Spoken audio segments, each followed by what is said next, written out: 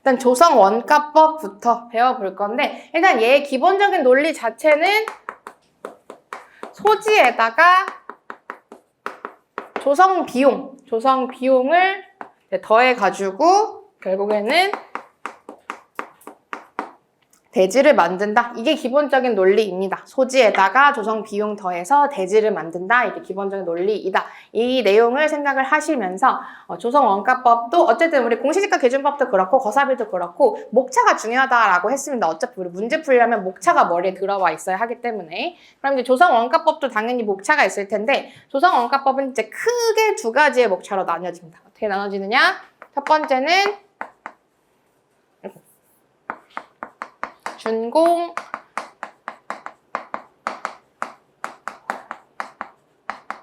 준공 시점의 토지 가액. 그 다음에 두 번째는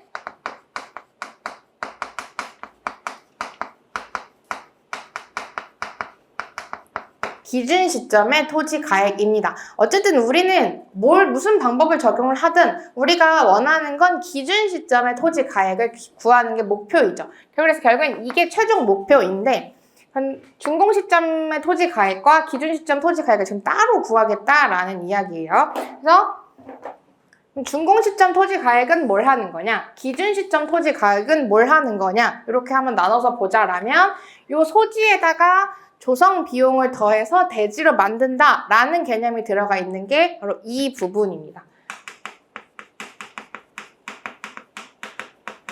은 대지다. 라는 개념이 녹아있는 게 준공 시점 토지 가액이다.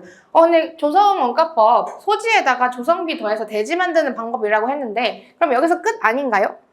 논리 자체는 여기서 끝인데 우리가 원하는 토지의 가격은 이 준공된 마지막으로 이제 조성이 끝난 그 시점의 토지 가격을 알고 싶은 게 아니라 그래서 기준 시점이 얼마인데 이거를 우리가 알고 싶은 것이기 때문에 두 번째 목차가 들어가요. 결국에 어쨌든 그래서 얘 조성원가법의 논리 자체는 이거이기 때문에 조성원가법에서 중요한 파트는 여기입니다. 이 부분이 중요하고 얘는 약간 곁다리 파트 이렇게 생각하시면 될 것 같아요. 그러면 이 곁다리 파트는 뭘 할 거냐? 그래서 대지 만들었죠. 대지를 만들었는데 이건 준공 시점의 토지 가액이기 때문에 여기에서 기준 시점까지 시점 수정을 해주는 작업이 들어가게 될 겁니다. 시점의 차이가 있는 거기 때문에 여기에선 시점 수정을 해주는 작업이 들어간다 생각을 하시면 될 것 같습니다. 그럼 시점 수정을 해주는 거면 여기는 사실 쉽겠죠? 토지 시점 수정 뭘로 합니까? 지가 변동 물리로 하죠. 그래서 우리가 전 시간에 배웠던 지가 변동률을 가지고 기준 시점에 토지 가액을 만드는 파트가 두 번째 큰 카테고리다라고 생각을 하시면 될 것 같습니다. 그럼 두 번째 카테고리는 됐죠? 그냥 시점 수정하는 거니까. 그러면 사실 중요한 건 저 첫 번째 파트인데 그럼 저 첫 번째 파트는 어떻게 되느냐? 이 논리를 목차화 시켜주시면 돼요. 그래서 첫 번째 나오는 건 소지인데 소지를 매입한 비용. 그 다음에 이제 조성 공사비. 말 그대로 이제 조성을 하기 위해 뭐 아스팔트도 깔고 만약에 좀 평탄하지 않은 땅이었다면 평탄화시키고 이러한 정지 토지 토목 공사비 이런 것들이 조성 공사비다라고 생각하시면 되고 딱 그 공사비 직접적으로 들어간 공사비 말고도 공사에는 많은 부대 비용들이 들어갑니다. 뭐 세금도 있을 것이고 이 공사를 이제 위탁했을 때 위탁 업체에 들어가는 업자 이윤들도 있을 것이고 각종 이제 부대 비용들이 발생을 하는데 그런 부대 이윤이 아니라 부대 비용들 이런 직접적인 공사비 외에 간접적인 비용들이 이제 부대 비용에 다 합쳐져서 들어가 있을 텐데 결국에 논리 자체는 얘네 세 개를 다 더하는 게 끝이긴 해요. 기본적인 논리 자체는. 그럼 이게 끝인가? 되게 쉽네? 라고 느껴질 수도 있는데 이 가산 방식에서 사실 어려운 건 이 목차를 암기하는 것보다 시간을 고려를 해줘야 돼서 그래서 조금 난이도가 올라가는 파트다라고 생각을 하시면 될 것 같습니다. 그럼 왜 시간을 고려를 해주냐? 공사라는 게 사실 하루아침에 뚝딱 이루어지는 게 아니죠. 공사, 토지 매입을 하고 나서도 한동안 공사를 안 하고 있을 수도 있고, 공사를 이제 착공을 한다라고 해서 착공 오늘 해서 오늘 딱 끝나는 게 아니죠. 이렇게 기간에 시간이 들어가는 게 공사이기 때문에 그 공사 동안 들어간 시간, 그럼 그 시간이 발생한다라는 건 결국에는 이자가 발생을 하겠죠. 그 시간에 따른 가치가 발생을 하기 때문에. 그래서 그 시간의 가치를 고려를 해줘야 해서 살짝 난이도가 있는 파트다라고 생각을 하시면 될 것 같아요. 그래서 이 준공 시점 토지 가액을 구할 때 사실 가장 어렵고 그 다음에 더 핵심이 되는 것은 요 항목들이 아니라 여기에다가 이자 가산을 해줘야 된다라는 부분입니다. 그러면은 어쨌든 우리 이자를 가산해주고 시간 가치를 고려를 해주려면 언제부터 언제까지 그 시점이 사실 중요하겠죠. 그래서 우리 준공 시점의 토지 가액을 구하는 게 우리의 목표이기 때문에 마지막 목표점은 일단 준공 시점이 됩니다. 준공 시점까지를 고려를 해줄 건데 그럼 언제부터 언제까지냐가 중요하겠죠. 그래서 쭉 공사가 진행이 된다라면 준공 시점이 이제 가장 최종에 있는 시점이 될 거고 그럼 준공 시점이 여기 있으면 모든 공사는 다 과거에 이루어지겠죠? 준공 시점이 최종에 있으니까. 그럼 이제 과거에 있는 공사가 뭐 소지 매입비는 이때 소지 매입을 할 거고 그 다음에 매입을 하고 나서 소유권이 넘어오면 그때부터 일정 기간 동안에 공사가 이루어지겠죠. 그리고 여기에 이 기간에 따라서 각종 부대 비용들도 기간에 따라서 투입이 될 것 같습니다. 그래서 이 기간이라는 건 사실 여기다 정해놓을 수 있는 게 아니에요. 문제마다 이 문제에서는 언제, 소지 매입비가 뭐 1년 전에 투입이 되었고, 뭐 공사비는 뭐 3달에 한 번씩 정산을 했고, 아니면은 어떤 문제에서는 소지 매입비는 뭐 재작년에 납부를 했고, 공사비는 그냥 준공 시점에 일시 납입하는 걸로 하겠다. 이런 식으로 문제마다 조건이 다르기 때문에 이 이자 가산의 기간은 문제마다 파악을 해 주셔야 합니다. 제가 지금 일괄적으로 말씀드릴 수 있는 게 아니고 뭐 소지 매입은 곱하기 1.1을 하세요. 뭐 조성 공사비는 3분의 1로 나눈 다음에 뭐 어떻게 하세요. 이렇게 할 수 있는 게 아니라 기간을 파악을 하셔가지고 거기에 맞는 이자율을 적용해서 이자를 가산을 해 주셔야 합니다. 라고까지만 말씀을 드릴 수가 있어요. 그러면 이제 기간은 어떻게 파악하는 거 알겠고 그러면은 이제 이자를 가산을 하는 거니까 사실 우리 이런 율이 나오면 나눌 거예요? 곱할 거예요? 더할 거예요? 어떻게 할 거예요? 이게 사실 중요하겠죠. 그 방법을 제가 지금 말씀을 드리자면 얘는 1 플러스 이자율에다가 n승을 해준 방법으로 곱해주게 됩니다. 곱해주게 되고 여기가 기간으로 이제 들어가겠죠. 그래서 일단 이자율을 더해주는 방식, 그러니까 곱해주는 방식으로 이자를 명목에다가 더 얹어주는 방식으로 계산이 들어갈 텐데 왜냐면 이걸 구할 건데 모든 공사는 다 과거에 투입이 돼서 여기까지 소지 매입이 과거에 있던 뭐 1년에 있었던 것을 준공 시점 1년까지 가져와야 되는 거니까 뭐 여기에 100원이었다면 지금 1년 후에 준공은 뭐 곱하기 1.1 이런 식으로 구하는 게 맞죠. 그렇기 때문에 이자율을 더해서 가산, 곱해서 더 얹어줘야 된다. 할인이 아니라 가산을 해줘야 된다. 이렇게 정리를 하시면 될 것 같습니다. 그럼 이제 가산하는 방법은 알겠고 그럼 이자율은 어떤 걸 써야 하나요? 이것도 중요한 문제가 되겠죠. 그럼 여기 들어가는 이자율은 어떤 이자율을 사용을 하느냐? 토지니까 지가 변동률? 아니니까 제가 말을 하겠죠. 여기에 들어가는 이자율을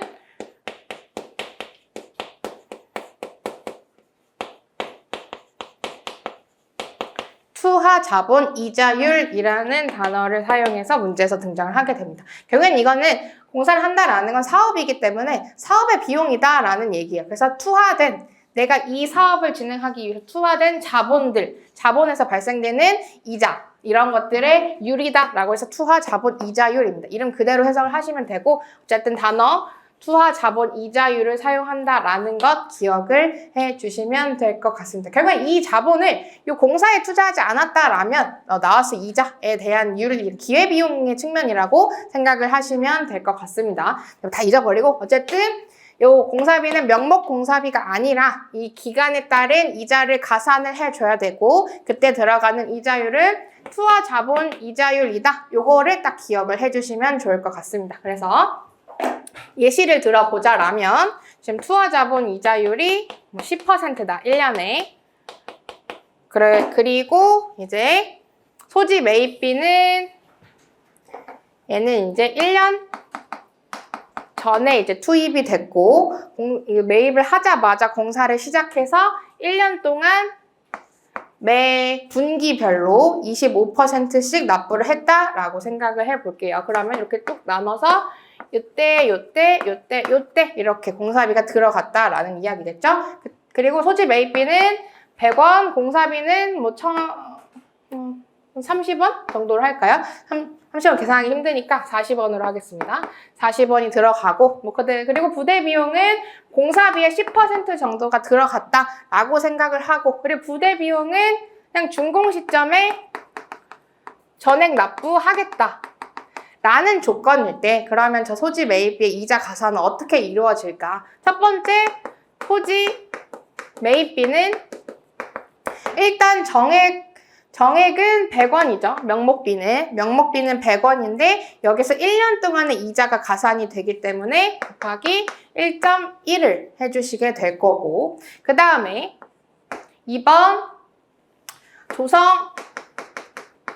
공사비 일단 명목 비용 자체는 40원인데 얘가 4분의 1씩 지금 투하가 되고요. 10 되게 애매한 숫자를 해버렸네. 12로 하겠습니다. 10으로 나누면 분수로 들어가니까 12로 해가지고 얘도 1.12로 하고 그 다음에 얘는 지금 쿼터별로 들어가죠. 한 분기별로. 그러면 12가 이건 1년치니까 한 쿼터에는 4%씩 아니죠. 3%씩 들어가겠죠. 한 분기당은 4로 나눠서. 그러면 얘는 일단 4분의 1씩 들어가고 첫 번째 여기에는 한 번, 두 번, 세 번 갈 거고 얘는 두 번, 얘는 한 번, 얘는 그대로 들어오겠죠. 그래서 첫 번째 거는 1.03의 3승, 두 번째 거는 1.03의 2승, 1.03 더하기 1 이렇게 조성 공사비는 들어갈 거고 3번 부대 비용. 부대 비용은 일단은 조성 공사비의 10%라고 했어요. 40원에 10%니까 4일 거고 여기에 준공 시점에 전액 들어온다라고 했으니까 그냥 1이죠. 그러니까 안 써줘도 되는 거죠. 그래서 얘는 그냥 4, 얘는 뭐 어떤 숫자 나올 거고 얘는 112가 되겠죠. 그래서 마지막으로 준공 시점 토지 가액 준공 시점의 토지 가액은 얘네를 다 더해준 게 되겠죠. 1번, 2번, 3번을 다 더해준 게 준공 시점의 토지 가액이다. 여기까지를 첫 번째 파트로 계산을 해주시면 되고 그 다음에 이제 기준 시점까지 보내주는 건 준공 시점부터 기준 시점까지 지가 변동률로 시점 수정치만 산정을 해서 곱해주시면 된다. 이게 조성 원가법의 전반적인 목차였습니다. 전반적인 목차 이렇게 되고 그 다음에 푸는 방법은 이런 식으로 목차가 진행될 거다라는 점 설명 좀 드렸고 목차 다시 한번 좀 깨끗하게 정리를 해보자면 여기 살짝 지우고 첫 번째 준공 시점에 토지 가액이다. 그래서 첫 번째는 토지 매입비에다가 1 플러스 투하 자본 이자율의 n승으로 들어갈 거고 두 번째 조성 공사비 얘도 마찬가지로 1 플러스 투하 자본의 n승 들어갈 거고 어떻게 될지 모르니까 3번 이제 부대 비용까지 마찬가지로 얘도 명목 금액이 아니라 이자를 가산해준 금액이 들어간다. 그래서 4번 준공 시점 토지 가액은 다 더해준 게 준공 시점의 토지 가액이다. 이렇게 들어가고 그 다음에 이제 기준 시점 토지 가액 얘는 첫 번째로는 시점 수정치를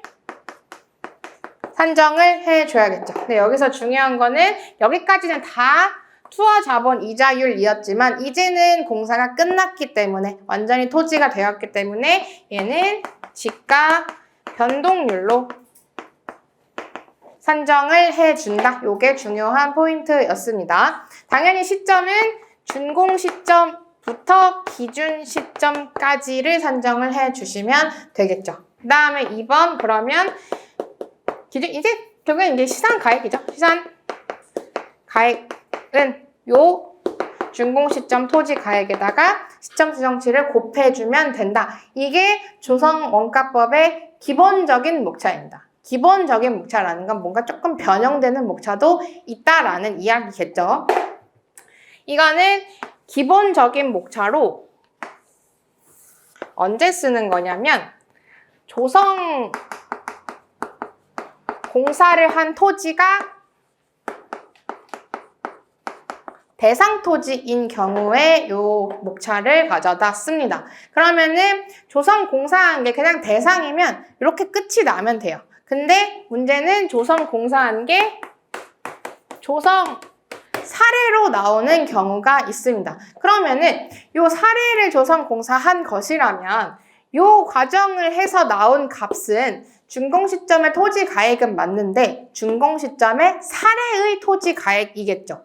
근데 사례의 토지 가액을 구해서 거기다 시점 수정을 해봐야 그건 대상 토지의 가격이 아니겠죠. 비슷한 토지의 가격일 수는 있어도 정확히 대상 토지의 가격은 아닐 거예요. 그럼 여기다 뭘 해주면 좋을까요?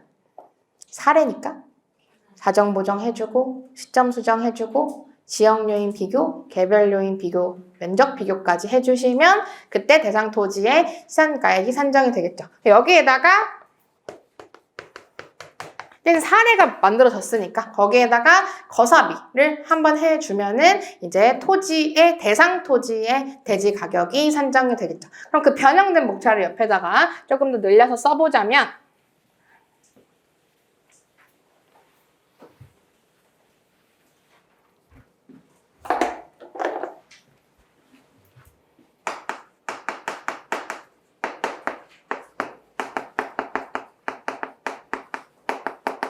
사례가 조성된 경우에 이제 조성 원가법의 목차는 어떻게 될까? 사실 첫 번째 이 부분은 똑같습니다. 여기 조성 공사 한 게 사례일 뿐이지 이 부분은 바뀌는 게 없어요.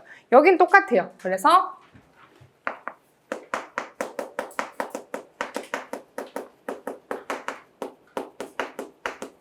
요거는 동일합니다. 이 부분은 변형되는 게 없어요. 변형되는 건 두 번째 단락입니다. 두 번째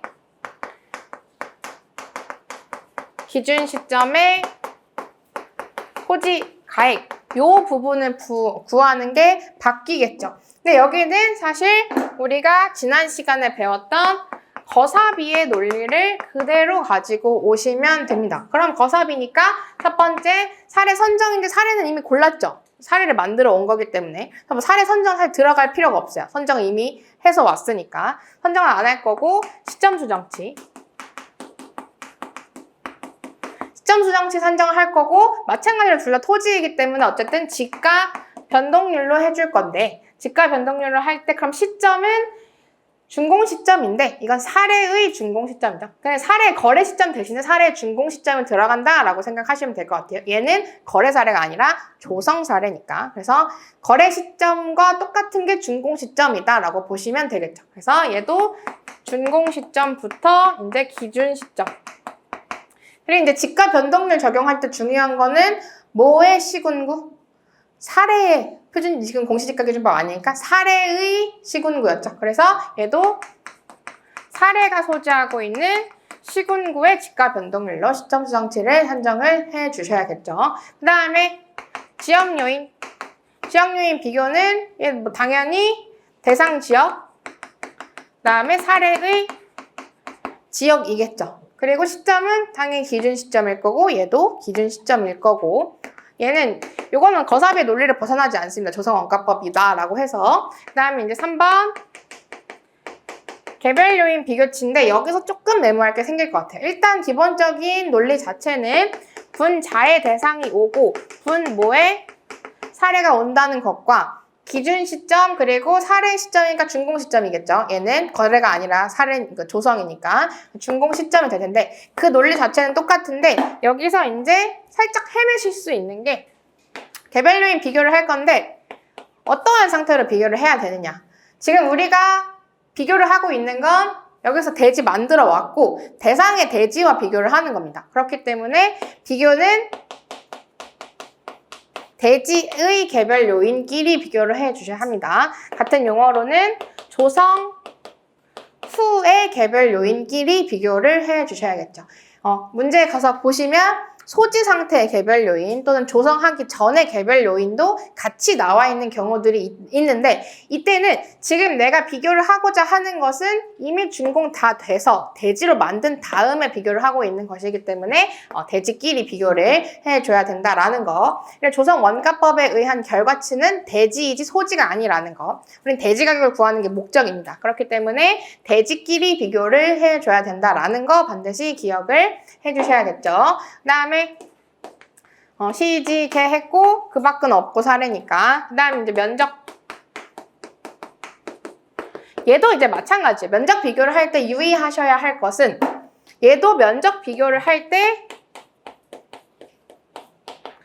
대지의 면적끼리 비교를 해줘야 된다. 어차피 토지니까 똑같은 거 아니에요? 하실 수 있는데 이게 지금 조성을 하는 거다 보니까 이렇게 조성을 하면서 원래 이렇게 못생긴 땅을 조성하면서 예쁘게 이렇게 아스팔트 씌우는 작업만 있을 수도 있지만 뭐 이렇게 나눠져 있던 얘들을 다 묶어가지고 반듯한 이렇게 땅을 만들 수도 있어요. 그 와중에 좀 버려지는 땅도 있을 거고 도로로 쓰게 되는 땅도 있을 거고 그렇기 때문에 없어지는 면적이 있을 수 있습니다. 그러니까 항상 이 면적 비교할 때는 그냥 단순히 면적 이렇게 생각하시는 게 아니라 다 조성된 조성 후의 대지 면적을 기준으로 비교를 해줘야 된다라는 거. 개별 요인도 그렇고 면적 비교도 그렇고 항상 조성된 후. 왜냐면 지금 우린 조성된 것끼리 비교를 하고 있는 거기 때문에 이 부분을 조금 많이 실수를 하시는 부분인데 여기만 좀 잘 기억을 해주시면 이 부분은 그냥 거사비이기 때문에 지난 시간에서 배운 거랑 큰 차이가 없다. 이렇게 정리를 하시면 될 것 같습니다. 그러면은 이제 아까 이 변형 전 목차에서의 시산 가액은 그냥 준공 시점 토지 가액의 시점 수정치만 곱하면 됐었지만 여기서는 준공 시점의 사례 토지 가액에다가 곱하기 사정 보정 있었으면 사정 보정도 해주고 시점 수정, 지역 요인, 개별 요인, 그 다음에 면적 비교까지 해서 대상의 시산 가액을 구해주셔야 한다. 이게 이제 조성 원가법의 목차였습니다. 조성 원가법은 두 가지 목차 다 나올 수 있기 때문에 기억을 하나 해주시면 좋을 것 같고요. 이제 하나 더 변형이 될 수 있는데 이건 약간 플러스 알파적으로 이렇게 좀 지금 시점에서는 문제 풀기 조금 어려울 수 있지만 여기까지 쟁점 들어갈 수 있다로 하나 더 설명을 드리겠습니다. 첫 번째 변형은 여기에 변형이 있었죠. 두 번째 변형은 여기에 변형이 있습니다. 여기에. 왜 여기에 변형이 들어갈 수 있느냐? 소지 매입비. 그냥 매입비를 주면 정말 좋겠죠. 그냥 나 100원에 살 거야. 이렇게 살 거야. 하면 좋겠지만 소지 매입비 중에 저 소지도 어쨌든 토지입니다. 재료가 지금 요 조성이라는 과정에서 볼 때 재료일 뿐이지 소지도 전답이면 그 자체를 보면 그냥 토지예요. 그러니까 걔도 평가해서 평가액을 낼 수가 있습니다. 그래서 이 소지 매입비를 산정하는 과정에서 나 얼마로 매입할지 모르겠어. 네가 산정해줘. 라고까지 물어볼 수 있어요. 그럼 여기에 공시지가 기준법, 거래사례 비교법 이런 것들이 쟁점으로 추가가 될 수가 있다. 그래서 이 조성 원가법은 논리 자체는 단순합니다. 그냥 재료에다가 공사비 더해준다. 이게 단데 여기에 더 쟁점을 들어갈 수 있는 여지가 많이 있기 때문에 그러면 이제 자료들이 많아지고 이 자료를 얘에다 배치를 해야 되는 건지 아니면은 전체에다가 배치를 할 건지 아니면 여기 비교에다가 배치를 해야 될 건지 이런 것들이 좀 헷갈리기 시작하면서 문제 난이도가 좀 올라갈 수가 있는 그런 문제라고 생각을 하시면 될 것 같고 그래서 어쨌든 다시 돌아와서 마지막 변형 이게 변형 2번이 되겠죠. 소지 매입비의 변형이 들어가게 된다라면 소지 매입비를 이제 공시지가 기준법, 뭐 거래사례 비교법 이런 걸로 산정해라 라고 할 수가 있을 텐데, 그럼 이때도 중요한 것은 일단 여기서 구하고자 하는 것, 우리 전반적으로 구하고자 하는 것은 대지이지만, 조성 원가법에 의해서 마지막 결론은 대지를 구하고 싶은 거지만, 지금 그 과정에서 소지 매입비를 산정할 때 공시지가 기준법, 거래사례 비교법 쓸 때 우리가 구하고자 하는 결론은 뭐죠? 소지 가격이죠. 소지 가격을 구하고자 하는 것이기 때문에 비교표준지 산정할 때도 소지 상태의 이용 상황을 잘 보고 선정을 해 주셔야 되고요. 그 다음에 이제 시점 수정치는 사실 똑같죠. 시점 수정치는 이용 상황에 따라서 달라지는 게 아니기 때문에 뭐 이 조성 하나 한다고 용도 지역을 바꿔주고 그러진 않아요. 뭐 정말 대규모 사업을 해야지 용도 지역이 바뀌는 거고, 용도 지역은 나 하나 토지 하나 바꾸겠다고 용도 지역이 바뀌는 건 아니기 때문에 시점 수정치는 똑같아요. 이용 상황이 바뀐다고 바뀌는 게 아니고, 그 다음에 지역 요인은 뭐 어차피 그 지역이니까 내가 하나 바뀐다고 그 지역이 정말 미친 듯이 큰 토지가 아닌 한 내 토지 하나 좀 바뀐다고 그 지역이 갑자기 확 살아나고 이러진 않겠죠. 그래서 지역 요인 자체도 동일할 거예요. 그럼 또 바뀌는 게 뭐가 있을까? 그렇죠. 개별 요인이 바뀌겠죠. 아까 여기 와서 요 변형 1에서 봤었던 이 기준 시점 토지 가액 구할 때의 거래사례 비교법은 이미 대지로 만들어서 대지끼리 비교를 하는 거였습니다. 그러니까 여기 개별 요인 비교치 할 때도, 면적 비교할 때도 조성 후 대지 상태로 기준해서 비교를 했었지만, 여기에서 구하는 건 뭐라 그랬어요? 소지 가격을 구하고 싶은 거라고 했습니다. 그러면 개별 요인 비교할 때도 소지 상태로 비교를 해줘야겠죠. 다른 단어로는 조성 전 개별 요인을 쓴다라는 게 있을 수가 있겠죠. 그래서 이렇게 개별 요인도 소지 조성 전, 마찬가지로 공시지가 기준법을 쓰면 단가니까 상관없지만 거래사례 비교법을 쓰게 된다면 면적도 똑같이 소지의 조성 전 상태로 비교를 해 주셔야겠죠. 그리고 시점 수정치를 하나 짚어드릴 건 있겠네요. 시점 수정치. 시점 수정치 같은 경우는 하는 방법이 바뀌지는 않는데 시점을 주의를 해주셔야 합니다. 우리 기준 시점걸 구하는 건 맞아요. 결론은 기준 시점을 구하고 싶은 건 맞아요. 근데 소지 매입비는? 아니죠. 나 기준 시점에 소지 따위 궁금하지 않아요. 소지가 얼마인지 내 알바요? 기준 시점에? 우리가 알고 싶은 건 기준 시점은 대지 가격이고, 이 소지 매입비는 어느 시점으로 알고 싶을까요? 소지를 매입하는 시점이겠죠. 여기. 이자를 먹이기 이전은 이자를 먹여서 준공 시점으로 만들어주는 거는 투하자본 이자율로 하는 거고, 이 매입 시점의 소지 가격을 구하기 위해서 들어가는 시점 수정은, 그리고 토지의 시점 수정이니까 여기는 지가 변동률로 다시 하겠죠. 얘도 지가 변동률로 하고, 시점은 뭐 공시 기준일일 수도 있고 거래 시점일 수도 있어요. 뭐인지에 따라서 다르겠지만 어쨌든 얘는 소지의 매입 시점까지로 시점 수정을 해줘야 된다. 그래서 얘도 소지 매입비가 나오게 되면 이런 식으로 다 바뀔 수가 있다. 그래서 지금 이렇게 목차로 봐도 어려울 수 있어요. 목차만 봐도 어려울 수 있는데 이렇게 따로따로 떼어서 보면 저걸 왜 헷갈려? 소지 매입비니까 당연히 소지를 고르는 거고, 당연히 개별적인 소지 골랐으니까 소지끼리 하는 거고, 이걸 왜 헷갈리지? 그리고 여기 와서는 대지 만들었으니까 당연히 대지끼리 비교해야지 라고 목차로만 보면은 그럴 수 있어요. 하지만 이게 문제로 온다면 이 문제는 그렇게 친절하지가 않아요.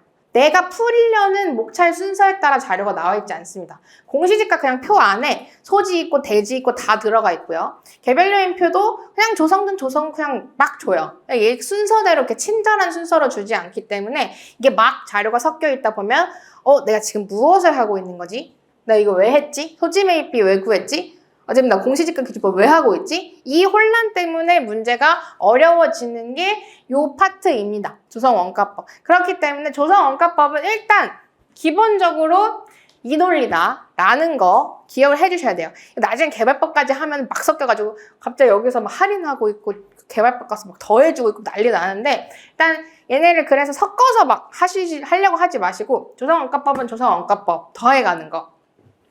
기본적인 목차 암기하시고, 첫 번째, 아예 아무 변형이 없을 때 순수한 목차. 여기에 투하 자본 이자율로 더해준다라는 지점, 요 목차를 일단 기본적으로 가져오시면서 변형을 이렇게 하나씩 넣고 또 여기도 하나씩 넣었다가, 그러니까 얘네를 지금 다른 쟁점이다라고 보지 마시고 기본적인 거 하나 암기해놓고, 그럼 저 소지를 공시지가 기준법으로 왜 했었지? 소지 매입비를 모를 수 있다. 그럼 소지 매입비를 왜 구하지? 소지 매입비는 어떤 상태지? 소지는 아직 전답 이마 상태이지. 전답 이마 상태를 평가하려면 무슨 표준지를 골라야 할까? 당연히 전답 이마의 표준지를 골라야겠지. 그리고 시점 조정은 토지니까 아직 소지 매입하기 전이라서 공사 시작 안 했죠. 공사 시작 안 했으니까 투하자본 이자율은 아직 여기서 끼면 안 돼요. 공사를 안 하고 있으니까. 그래서 아직까지는 토지를 구하는 거기 때문에 지가 변동률로 해야지. 그래서 점점 스토리텔링을 해가면서 얘를 해야지. 그냥 딱 펼쳐놓고 기본 목차, 변형 목차, 변형 목차 이렇게 하면은 다 섞여서 나중에는 뭐가 뭐였는지 기억이 안 나요. 그래서 이걸 대체 왜 하고 있는지를 계속해서 생각하면서, 그렇지, 당연히 이게 나와야지, 당연히 이게 나와야지, 요게 스토리텔링 좀 돼야지 얘가 문제에 들어가서도 안 헷갈리지. 지금도 헷갈리죠. 벌써 헷갈리죠. 목차만 봐도 헷갈리죠. 근데 이게 문제 가면 얼마나 헷갈리겠어요. 그러니까 얘는 다 따로야 이렇게 생각하지 마시고, 얘는 다 하나인데 일단 기본적인 거 하나 한 다음에 하나씩 입혀가는 식으로 공부를 하셔야 좀 덜 헷갈릴 거예요. 그리고 어쨌든 실무는 강의를 아무리 들어도, 목차를 아무리 외워도 사실 실력이 늘지 않습니다. 문제를 그만큼 많이 풀어봐야 돼요. 이게 어느 정도 목차가 눈에 익었다면 그냥 문제로 좀 접하세요.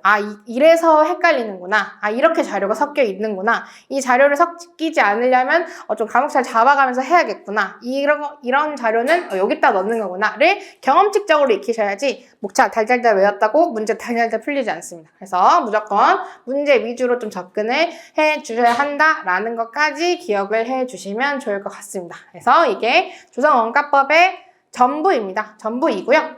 마지막으로 이제 그래도 헷갈리니까 타임라인을 조금 정리를 해보자면, 저 세 가지 목차를 다 하나의 타임라인 안에 정리를 해보자면, 일단 가장 마지막에 있는 건 기준 시점이겠죠. 당연히 마지막 우리 결론은 기준 시점이니까. 그럼 그 앞에 준공 시점이 있을 것 같습니다. 그러면은 이제 공사를 시작하려면 소지를 사오는 게 처음 시작이겠죠. 땅을 사와야 이제 거기다 공사를 하든 뭐든 할 테니까. 땅을 사는 게 최초의 공사의 시작일 텐데, 그게 한 여기쯤 와 있을 것 같아요. 소지를 매입한 시점. 근데 이제 소지를 매입 금액을 알고 있다면 다행이겠지만, 만약에 평가를 해야 한다면 이 소지 평가 위한 공시지가나 거래 사례가 있는 시점은 요 앞에 있겠죠. 이렇게 해서 놓고 본다라면 요 사이는 아직 소지를 매입하지 않아서 공사가 시작되지 않은 시점이기 때문에 여긴 아직 지가 변동률의 영역이 될 거고, 이제부터 공사가 시작하니까 여기는 투하 자본 이자율의 영역이 될 거고, 이제 공사 끝났죠. 준공 났으니까. 그럼 공사 끝났으니까 다시 지가 변동률의 영역으로 들어오겠죠. 그래서 요 영역 안에 있는 게 소지, 매입비, 산정, 이게 변형 2번 목차가 될 거고요. 요 안에 있는 게 첫 번째 대목차, 공사에 관련된 것들이 들어있을 거고요. 소지 매입비 더하기 조성공사비 더하기 부대 비용의 영역이 요 영역에 있을 거고, 그다음에 이제 공사 끝나서 대지 만들고 나서 여기부터가 이제 두 번째 목차의 영역이 되겠죠. 그래서 준공 시점부터 기준 시점까지 바꿔가는 영역, 여기에 변형 1번까지 들어올 수가 있다라는 거, 이런 식의 시점으로. 잘 안 보이나요? 여기 치워드릴게요. 요렇게 시점으로 좀 정리를 하시면 언제 지가 변동률을 쓰고 언제 투하 자본 이자율을 쓸 거고 언제 다시 지가 변동률로 돌아오는지가 조금 시점으로 정리가 되실 것 같고요. 조성원가법에서는 계속해서 말씀드리지만 지금 나 어디 목차에서 뭐 하고 있지? 나 지금 어떤 거 구하고 있지? 소지 구하고 있는 건지 대지 구하고 있는 건지 아직 공사 중인지 이것을 명확하게 파악하셔야 실수를 줄이고 그 다음에 자료를 쓸데없는 걸 쓰지 않을 수가 있습니다. 그래서 목차 1번부터 제대로 정리하시고 하나씩 입혀가는 식으로 목차 암기해 주시고 그랬을 때 요 타임라인을 통해서 언제 어떤 유를 쓰는지 정확히 판단을 하셔야 되는 게 이 조성원가법의 목차였습니다. 그래서 벌써 50분이네요. 조성 원가법에 대해서 한 50분 정도 할애해가지고 내용 정리 한번 해봤고요. 그래서 잠깐 쉬었다가 이제 개발법 볼 거예요. 개발법 보고 조성 원가법이랑 개발법 다시 한번 정리하고 그 다음에 이제 건물로 넘어가 보도록 하겠습니다. 10분 쉬었다 할게요.